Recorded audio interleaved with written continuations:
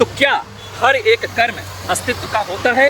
बिल्कुल नहीं। जब तक आप कर्म करने में शामिल हो, जब तक आप कर्म करने में अपना छाती पीट रहे हो कि आप ही करने वाले हो, तब तक वह कृत्य, वह कर्म आपके ही मैट्रिक्स के द्वारा होगा और आपके लिए एक नया मैट्रिक्स बनाएगा और आप उस मैट्रिक्स में उलझते रहोगे, जाते रहोगे, चलते रहोगे, क्योंकि आपने स्वीकार कर लिया कि करने वाले आप हो और कोई नहीं है।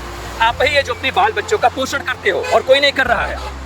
आप ही है जो अपने माँ बाप का देखभाल करते हो और कोई नहीं करने वाला है। आप ही हो जो यह काम संभाले हुए हो और कोई नहीं संभालने वाला है।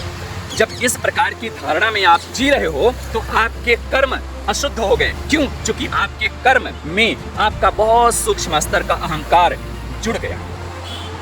और जब अहंकार युक्त कर्म है तो वह अच्छा या बुरा दोनों होगा। क्यों?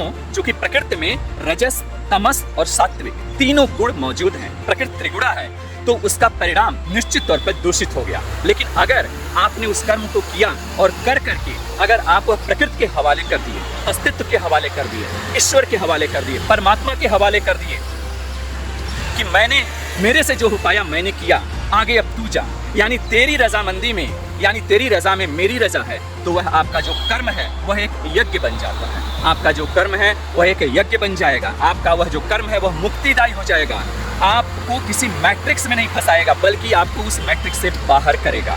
तो निर्णय आपको लेना है कि किस प्रकार को आपको कर्म करने, बंधने का या फिर मुक्ति का।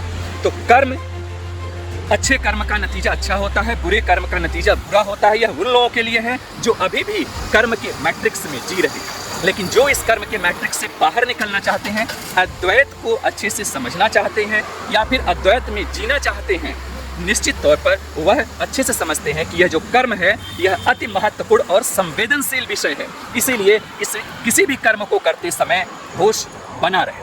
यदि होश बना है तो निश्चित तौर पर अहंकार का स्थान नहीं होगा, और जब अहंकार नहीं होगा, होश बना रहेगा, आपका कर्म यज्ञ होगा, एक यज्ञ के समान होगा। क्योंकि ना वह कर्म अच्छा होगा ना वह बुरा होगा, बल्कि वह कर्म डिवाइन होगा, दैवी होगा, अस्तित्वगत होगा। और आप उस कर्म के हवर जाल से, कर्म के बंधन से मुक्त होकर के आपका जो कर्म है उसको आप मुक्तिदायी बना